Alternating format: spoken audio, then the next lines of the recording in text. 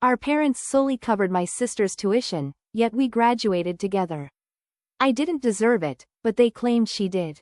Their faces became white during graduation. Reddit, hello. Although my sister and I graduated from college together, it wasn't quite the experience I had anticipated. It was a historic day, on the one hand. It is finally paying off after years of hard effort. However, it seemed like a burdensome burden that I was unable to get rid of. My parents had been there, grinning proudly as they sat among the throng. However, the environment was tense and unnerving. As the day went on, the cause of that tension became painfully obvious.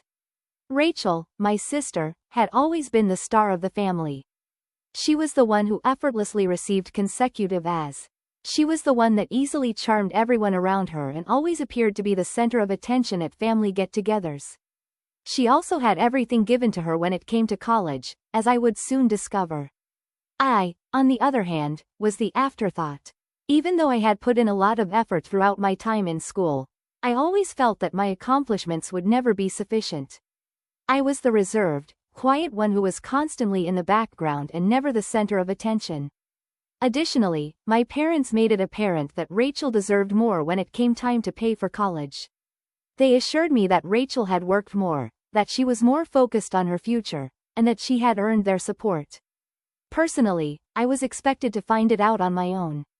They never showed me the same degree of support that they showed Rachel, but they were kind enough to give me the absolute minimum, loans, scholarships, and the odd check when they remembered. Although they claimed to believe in me and that I could do it, it was difficult to deny the reality of what they were saying. They had more faith in Rachel than they did in me. The financial part wasn't the only thing that hurt. It was the little details. The way they would congratulate her on her academic success while I was left on my own. It was the way they discussed her future as if it had already been decided. Mine, however, seemed unsure.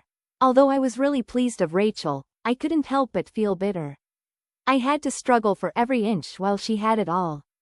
At first, at least, I wasn't bitter. I just accepted it. I had no alternative but to endure the years of restless nights and grueling workdays. Every action I made seemed like I was demonstrating my inadequacy, and I didn't want to be the one to let my parents down. I was not able to devote all of my attention to my academics.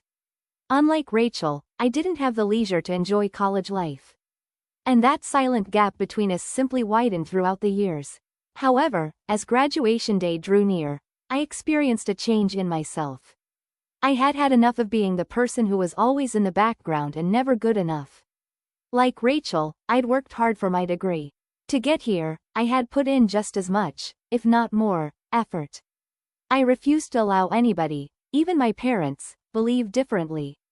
I was going to let them know that I was finally starting to feel the effects of being passed over and the second choice. Everything seemed to be finally coming to a head on the morning of our graduation. I knew that Rachel would be the person my family would be most focused on and applaud the loudest for when they attended the ceremony. However, I was hiding something from them that would completely alter the situation. I could already sense the pressure of their expectations as soon as we entered the theater. As Rachel crossed the stage with pride, they sat on the sidelines, staring at her. I could hear their whispers of appreciation as they clapped for her, smiling with delight. After a moment of heartbreak, it was my time. With my heart thumping in my chest, I took the platform. My parents were applauding, but their excitement seemed phony, as if they were only doing it out of obligation. I tried to remain calm as I crossed the stage, but it seemed unreal all at once. Even though I was finally graduating in here, it didn't seem like a win. The years of feeling invisible had overwhelmed the success, which seemed empty.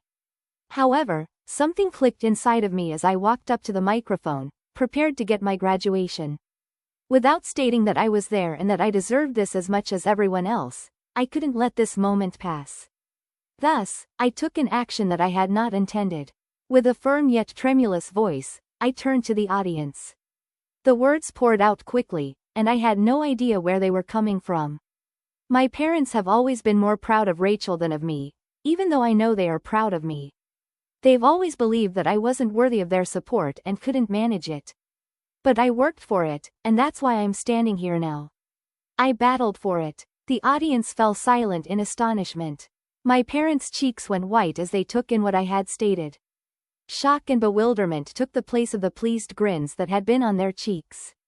For the first time in as long as I could remember, my sister's normally assured demeanor faltered, and she too seemed astonished. As I inhaled deeply, I could feel the pressure of the situation mounting on me. It was more than just me. It was about admitting that my hardships hadn't been in vain and finally telling the truth. My sister is someone I adore. I said, I'm proud of her. However, I've put in exactly as much effort as she has. I've overcome every challenge, and now I'm here. I earned my giveaway, not because they handed it to me. The weight of what I had spoken hung in the air as I accepted my diploma and left the platform. Following the ceremony, my parents remained silent. They were too shocked and unprepared for my reaction. However, I realized then that nothing would ever be the same. I couldn't get rid of the sensation that this was just the beginning as I walked out of the auditorium. I was prepared for whatever came next, for whatever consequences my words could have. I wasn't going to let them forget that I wasn't who they believed me to be. I wasn't going to allow anybody, not even my own parents, take away my right to attend that graduation since I had earned it. However, I had no idea that the true repercussions of my comments were just now starting to materialize and that what came next would completely alter the course of events. Tension was high in the days after graduation. I first believed that maybe everything would settle down and that I would resume my years-old routine. However, it became brutally obvious that nothing would remain the same. My folks shunned me. The information I had let loose weighed heavily on all of us, and my sister was aloof. The uncomfortable silences at the family dinner table were the beginning of it. Those meals were often used for catching up, light-hearted banter, and informal chat. Now, however, it seemed like treading carefully. My parents' eyes darted about the room as if they were trying to avoid looking at me directly, and I could tell they were uncomfortable. My sister was also abnormally silent, even though she generally fills the void with conversation. Despite the fact that she remained silent, I could tell she was unhappy. It was evident in the way she would look at me, as if she were attempting to determine what had happened to the person she believed me to be. I was aware of their thoughts. They believed that I had made a scene on one of the most significant days of our life and humiliated them. They failed to realize, however, that I had finished being the invisible one. I had felt like I was living in my sister's shadow for years. And I had at last retaliated on that day. They had finally seen me. A week later, my mother summoned me into the living room for the first actual altercation. She gestured for me to sit down and spoke in a tight, almost forced voice. "We need to talk," she said in a calm, collected tone. My heart was pounding as I sat across from her. I anticipated this. I was aware that they couldn't possibly overlook what I had stated at graduation. She went on, looking into my eyes for an answer. "What you did the other day was uncalled for. You made us feel ashamed, and that wasn't acceptable." A stab of pain pricked my chest. Made them feel ashamed? Did she mean it? This degree was the culmination of my life's labor. It took a lot of effort to get here. And the only thing on their minds was their appearance. At first, I remained silent. I tried to control my feelings as I simply gazed at her. Anger was building inside of me, but I suppressed it. A yelling battle was not necessary at this moment. My mother went on, "You must realize that we have always had faith in you." She lowered her voice. "However, you must acknowledge that Rachel's journey has been different. We were pleased to assist her when she needed it. You have strength. You've been resilient all along. We weren't as necessary to you." It was everything I could do not to snap. Wasn't she still repeating the same thing? Rachel was deserving of everything.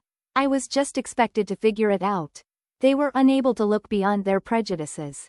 I had heard all my life that I was strong and didn't need assistance. However, such was not the reality. It was only a pretext for them to continue providing Rachel with whatever she desired while abandoning me. I said, "Mom," in a forceful voice that was just audible above a whisper. "I'm not who you believe me to be. You never noticed that I've put in just as much effort as Rachel. I was never given a chance by you." My mom's expression became stern. That was not what she was prepared to hear. She wasn't prepared to learn that her idealized portrayal of the family wasn't flawless. I felt the burden of the talk bearing down on me as I got to my feet. I was unable to be there any longer. I couldn't continue to act as if I was okay and that everything was fine.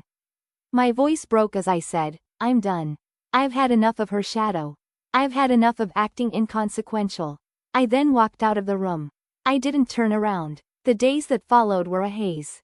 I retreated into the seclusion of my flat and tried to avoid my family as much as possible. I didn't need their confirmation that I was mistaken. I no longer need their approval. However, I was surprised by my sister's response. She had never been in my position, but she had always been the one receiving the attention and the accolades. Nothing had ever required her to struggle for it. She was now angry with me for upsetting her. A few days after the altercation with my mother, Rachel stopped by my flat. As usual, she entered without knocking, yet there was a discernible tension between us. She didn't give me the same kind of rock stare that she usually did. I could tell she was upset by the way she walked. With a harsh voice and no preface, she added, I saw how you embarrassed Mom and Dad. You made them seem bad in front of everyone. I retorted, I didn't make anyone feel bad. I simply spoke the truth, Rachel said, her eyes narrowing. That was not what she wanted to hear.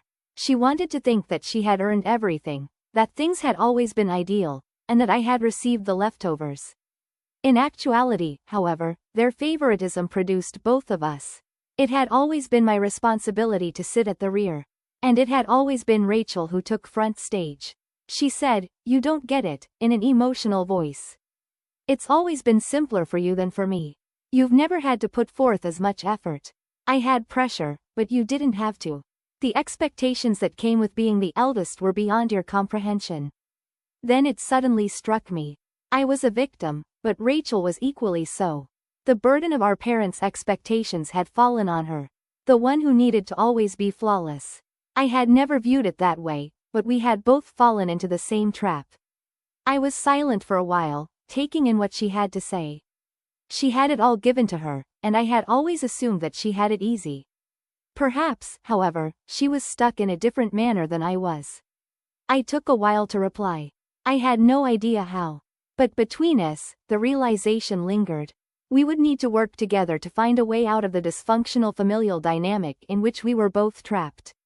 When Rachel did speak again, it was in a quieter tone. I didn't know you felt like that, she acknowledged. I believed that I was the one under constant pressure. However, I suppose we were both mistaken. With a constricted throat, I nodded. I don't want to fight anymore, I said. I just want us to both be seen. And she looked at me as if we were on the same page for the first time. It wasn't flawless. There was still plenty to do. But I knew then that things would be different on the path ahead. Both of us had to face our pasts, our treatment, and the expectations of our parents. But my fear had subsided. I refused to allow anyone, not even my parents, define who I was.